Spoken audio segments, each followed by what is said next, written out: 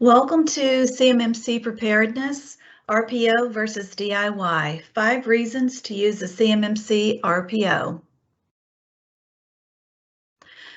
Before we get started, some housekeeping items.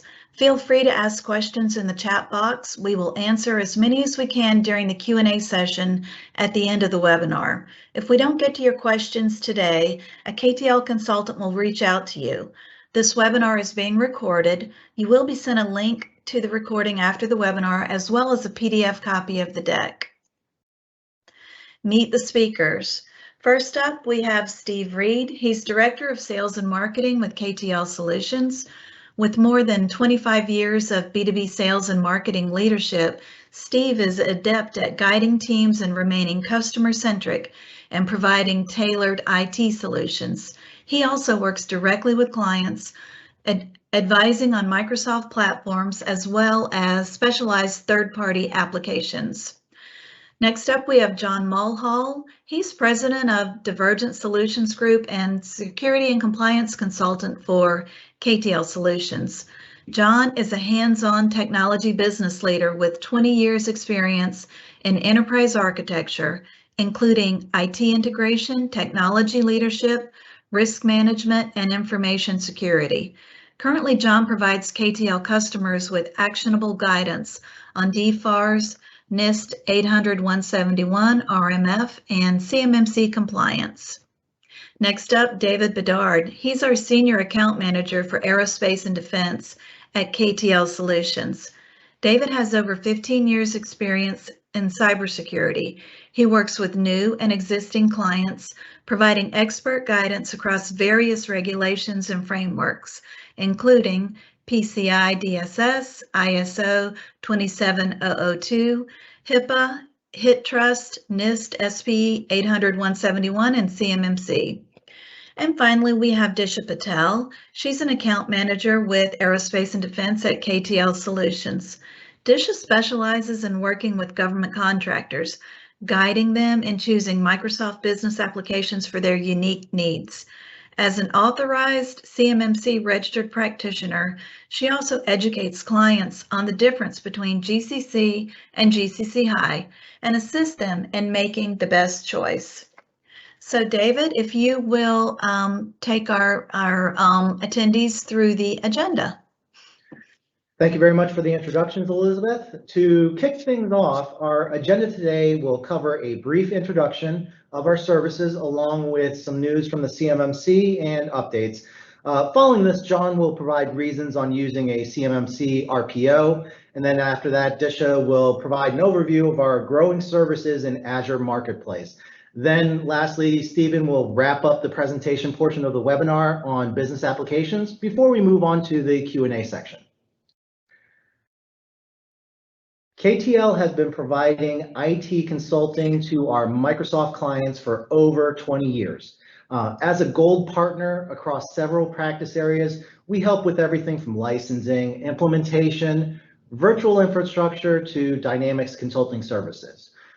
We knew our clients were going to need help with aligning to CMMC, so we entered the ecosystem early and made the commitment of becoming a registered provider organizations. Clients really rely on our expertise as one of the first AOSG partners for government, and knowing that there's not much we haven't seen, that there's a lot of nuances in moving from commercial to government cloud with Microsoft. In May, the CMMC accreditation body forewent their monthly town hall meeting, but the newly appointed CEO, Matt Travis, did share some information in a newsletter email stating that there's going to be some exciting news coming up in the month of June for the June town hall meeting. I'm sure it's alluding to the appearance of the first C3PAOs into the marketplace, but we'll find out next month when they make the announcement. But there were some updates to the FAQs that he referenced, along with news around Jesse Salivar's testimony to the Senate Armed Services Committee. The testimony itself was focused on the defense industry base. outlining the need to protect them from the predatory cyber criminals looking to target the weakest link of small business operations, which tend to not have a dedicated IT or cybersecurity professional on staff. He does go on to call out the 3 objectives of the CMMC, which were ultimately to incorporate a unified set of cybersecurity requirements into the acquisition process. Next, provide the DoD with assurance from an external assessment that all contractors and subcontractors are meeting mandatory cybersecurity requirements. And lastly, to develop supporting resources, information, and training to help improve the defense industry base's cybersecurity and compliance with the DoD requirements. Before I hand this over to John, I would like to provide a little bit of a background into what a CMMC RPO and RP are. RPOs and RPs are part of the CMMC ecosystem, and they're held to a specific code of conduct by the CMMC accreditation body. So RPOs and RPs are subject to the scrutiny from the CMMC-AB in the event a complaint is made. This kind of holds us accountable to a higher standard than just a normal security consultant. RPs can provide consulting services to a client ranging from scoping out your boundary, providing assistance with documentation, to configuring services in your environment, just to name a few items. With that said, I am going to turn this over to John to discuss why you should use an RPO RP. John, over to you. Great, thank you, David. Good afternoon, everyone. My name is John Mulhall, and I'm going to talk to you today a little bit about how using an RPO is advantageous over a do-it-yourself approach for small and medium-sized defense contractors. By now, I'm sure everyone's aware that CMMC is soon going to be required for DoD contracts, and I know that some of you are already overwhelmed with the thought of getting there, and maybe others are not quite overwhelmed yet, but will be. So my goal for the next few minutes is to highlight how an RPO like KTL Solutions can augment your internal resources to assist in your organization's path to CMMC compliance in a cost-effective way. Okay, so here are the 5 specialized skills that we're going to be talking about that an RPO can bring to bear for your CMMC project. And we'll jump right into number 1 here, interpreting CMMC requirements. So anyone who's looked at the requirements for CMMC level 1 has probably thought, hey, this isn't so bad. And, the DoD has previously stated that the vast majority of contractors will need to comply with level 1. And, that's possible if you're a DoD contractor in, fields like janitorial services, food services, and so on, where you only deal with federal contract information or FCI. I personally disagree with that, and I suspect that most of the firms represented on the call here today likely deal with controlled unclassified information or CUI, and virtually all contractors who work with CUI will need to comply with level 3. Now, the assessment guidelines for level 3 are hundreds of pages long and outline 130 separate practices and processes. Some of those practices are purely technical controls, like antivirus software, firewalls, etc. And others are policies and procedures that articulate management commitment, resourcing and funding, and things like that.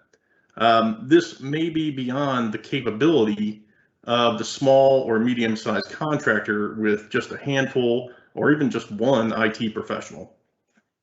An RP is trained to translate CMMC requirements into actionable security controls and to provide guidance and recommendations quickly and efficiently, which saves your team time and frustration. Okay, moving on to reason number 2, which is scoping. So step 1 in the CMMC compliance journey is to determine your system boundary. and if you need to protect FCI, CUI, or both, and where it's stored on your network. And step one in determining your system boundary is mapping your business processes and the flow of FCI and CUI within the organization. Only then can you properly determine if you need to apply CMMC to your entire network infrastructure, or if you can segment off a portion of it for use only with FCI and CUI. And again, this also may be beyond the ability of your internal IT resources. And an RP can help determine the data flows that are subject to CMMC and provide recommendations for scoping the system that's ultimately going to be subject to CMMC, while keeping cost and complexity in mind as we move through the process. Additionally, proper scoping of the CMMC system and standards will help streamline your assessment at audit time. Okay, moving on. Let's see, so performing a gap analysis. Like any journey, in order to get to your destination, you need to know where you're starting from so that you can plan the rest of your trip properly. And in CMMC, that's done through a gap analysis. An RP can take all of your existing policies and procedures and then examine them against each CMMC control one by one and provide feedback in a pass-fail context. For controls that don't meet the CMMC requirements, the RP can provide recommendations on how to fill the control gaps, perhaps hardware or software platforms that could be used to do so, and sometimes based on existing technologies already in use for cost containment. For example, I recently performed a level 3 gap analysis for a defense contractor, and they were certain that they were not going to be able to comply with a certain security control because they were in a shared office space, and that they would have to move to their own facility with expensive key card locks and an auditing system.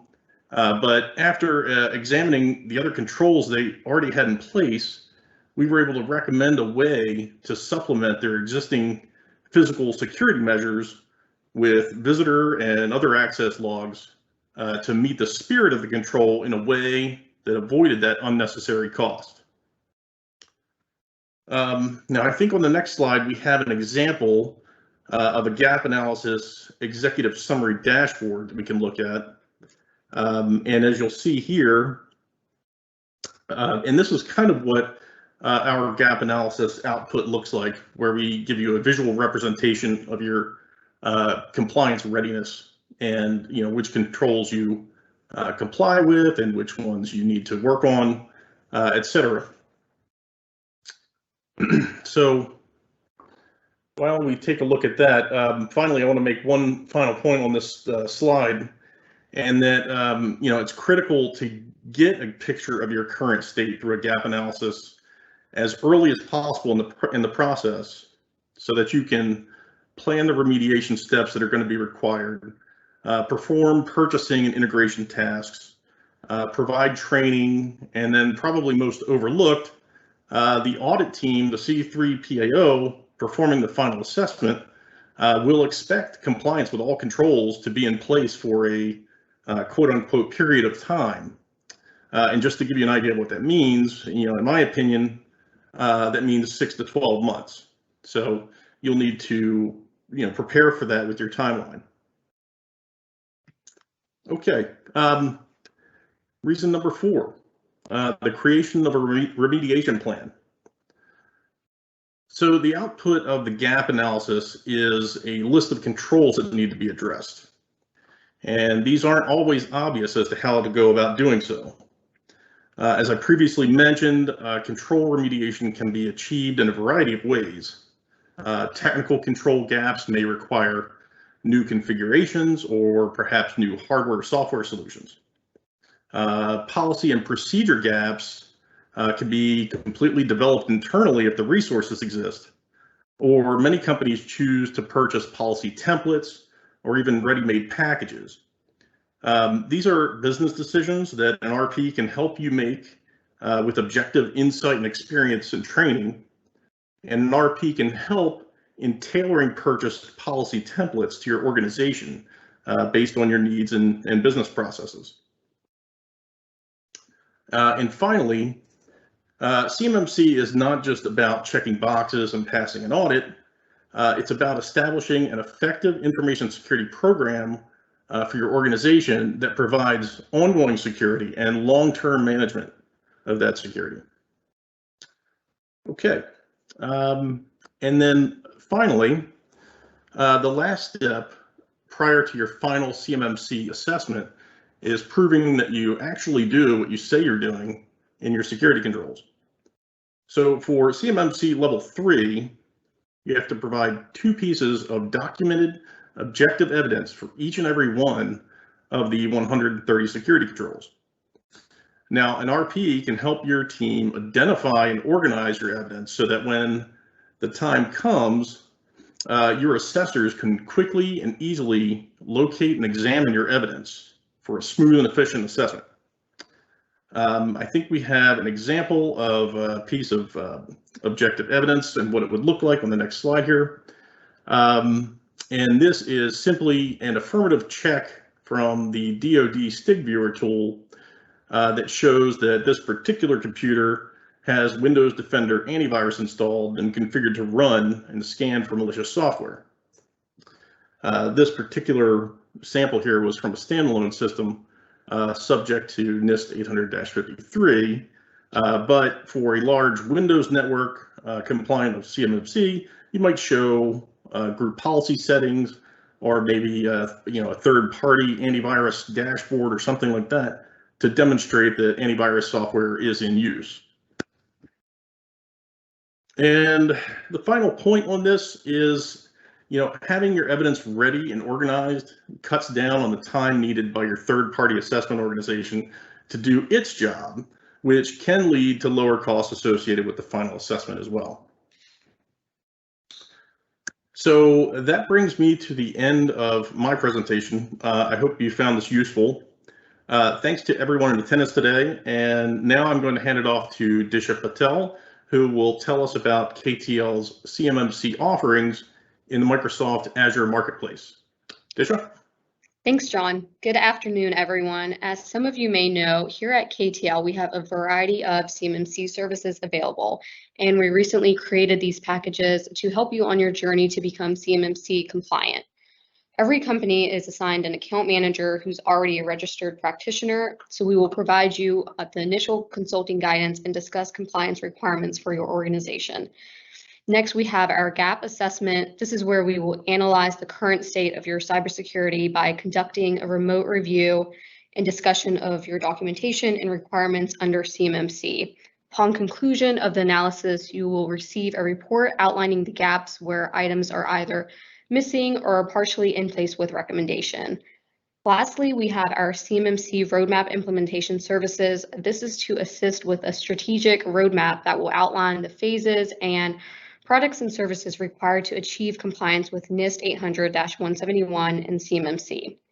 We have these available for you to review in more detail on the Azure Marketplace, so don't forget to bookmark this link because we will be adding additional CMMC and Azure Government offers that will be listed in the Azure Marketplace down the road.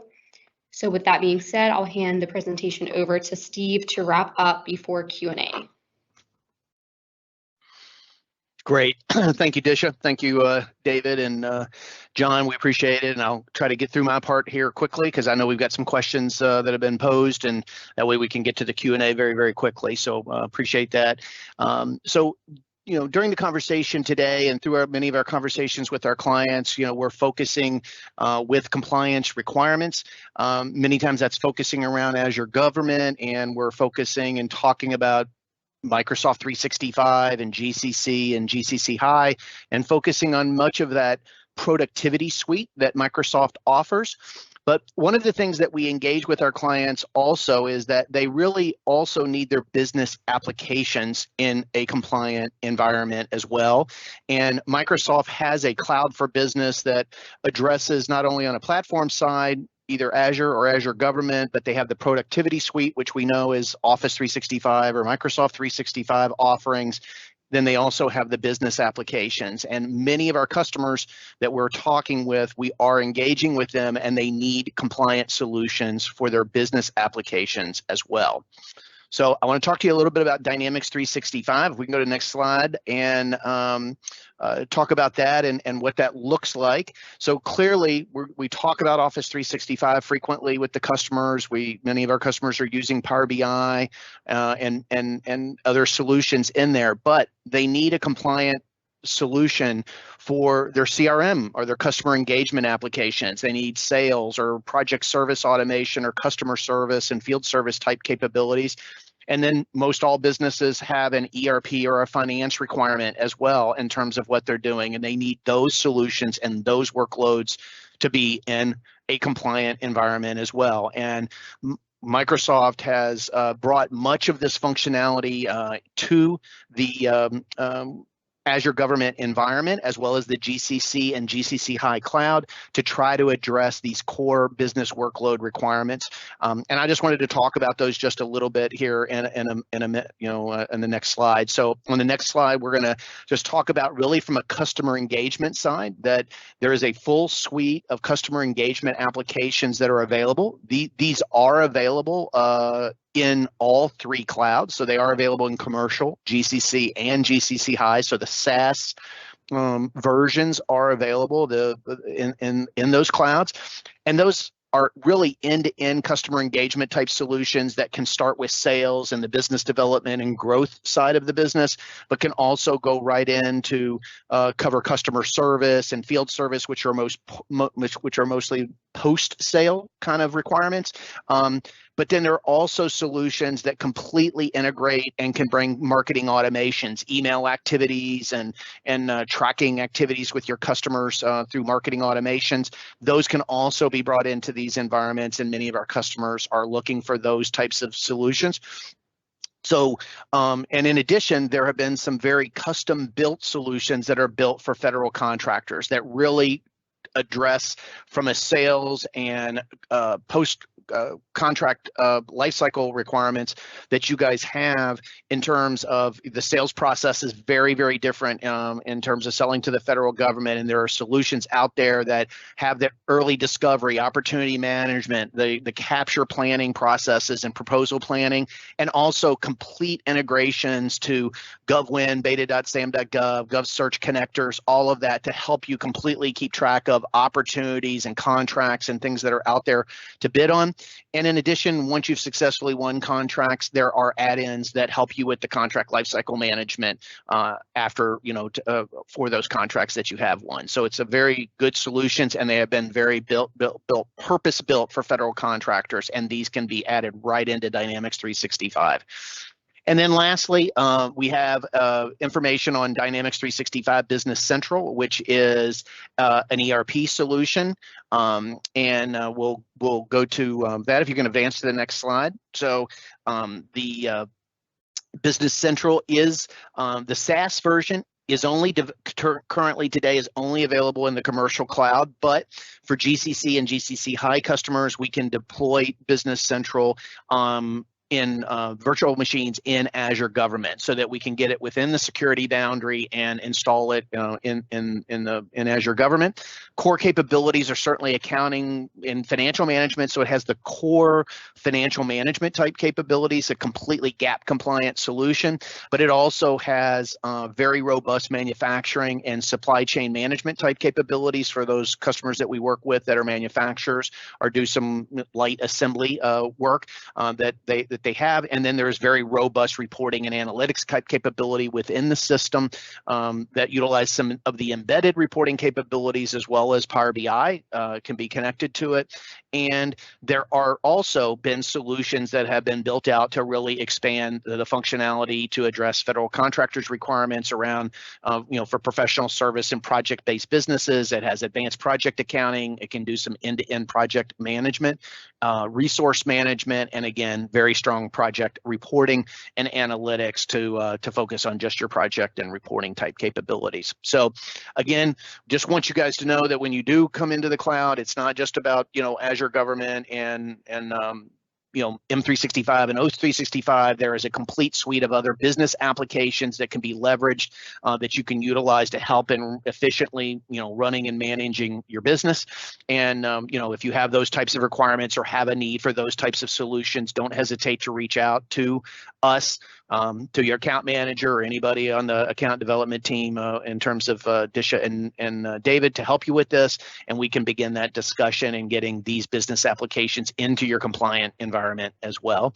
So again, I thank you for that. And I think at this point, we're nearing the end of my presentation, and I think we can then transition to Q&A. I know there's some questions that have come in. So Disha, I'll turn that over to you to outline some of the questions. Yeah, so our first question is, what do you do if you have a document that you think is a CUI, but it's not labeled as such? Maybe you going for John or David? Yeah, so I guess it kind of depends on, is this an inbound piece of document, or was it, found inside the system already? That sort of thing. But normally there's, in the classified world, there's an upgrade and a downgrade process. So, if we're trying to automate the process, we would look at, in the Microsoft world, there's some information management tools that are available to, properly classify and mark CUI, even as it comes in some instances. So, yeah, I think it kind of depends on a little more detail on the scenario. Great, thanks, John. Our next question is, what can we expect when we engage a C3PAO on having an assessment? Well, I'll take that, John, and you can kind of fill in any other areas. But based off of personal discussions with C3PAOs, one of the first things that you're going to have to realize is you have to have all your documentation, you have to have your SSP, you have to have any objective pieces of evidence available that can be sent over remotely, because they're going to expect all that information up front ahead of the audit to determine if you are actually ready for the assessment. If you're not, then that's just going to delay your audit. That could very well cost you additional time and money. That's to be determined, and to be determined with the C3PAOs. But basically, yeah, expect to have everything checked to make sure that you're ready before the actual assessment occurs. Great, thanks, David. So let's see, we do both commercial and government work. Is KTL experienced in setting up both of these types of environments? Yeah, we have vast experience around setting up VDI or virtual desktop infrastructure environments, especially where we work with clients that are either C3PAOs or they have a service business, or it's very typical in aerospace and as well, where they have a commercial side and they also have a government side. But they have folks that are working in both, and it becomes very challenging for them to kind of set up the infrastructure in a way that would be compliant without including their entire infrastructure. So one of those ways is by setting up in a VDI type of situation where you create the infrastructure up in Azure Government. You put the workstations up in Azure Government. Folks are VPNing into that environment through remote desktop. And in essence, it keeps the boundary around the CUI environment limited to Azure Government GCC High. All right, great. So another question that just came in, I have heard that audio conferencing, phone system, and calling plans are not available in GCC High. What are the other options?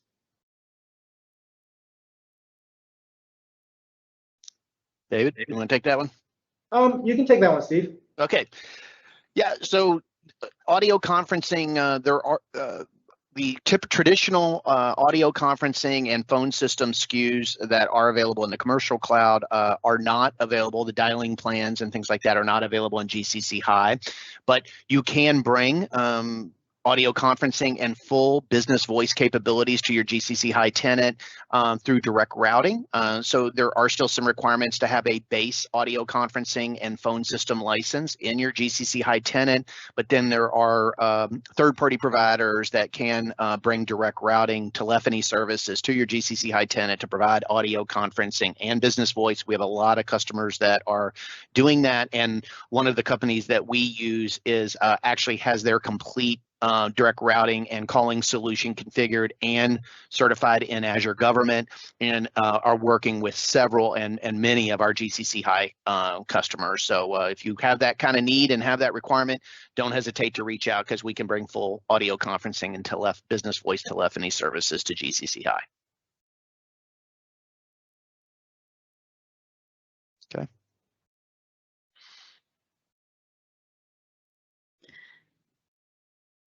Disha, do we have any additional questions? Oh, yes. This might be one for John.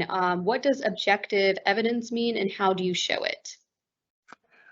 Yeah, so I showed an example back in the slide deck of an example of what you might expect to see with regards to, I used antivirus software as an example.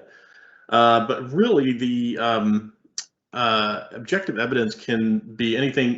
It could be an examination of a particular security control.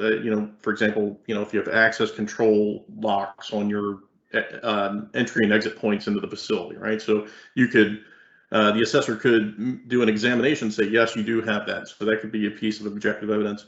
Then there's also, interviews that can take place with maybe your internal IT personnel to determine how you address certain security controls, or they can test, right? So they can, try and access a resource in the network that they're not supposed to access and see if it actually blocks you from doing it. So documenting that kind of evidence is key. And yeah, I hope I answered the question. All right, great. Thanks, John. One more question. If I have a gap assessment, or KTL does the gap assessment, can you assist us in full remediation and preparation of our SSP and CMMC assessment prep? To answer that question, the short answer is yes. The longer answer is if we're doing the gap assessment, of course, we know everything that has gone on during the gap assessment, so it puts us on a little bit of a quicker foot to get started with working on remediation.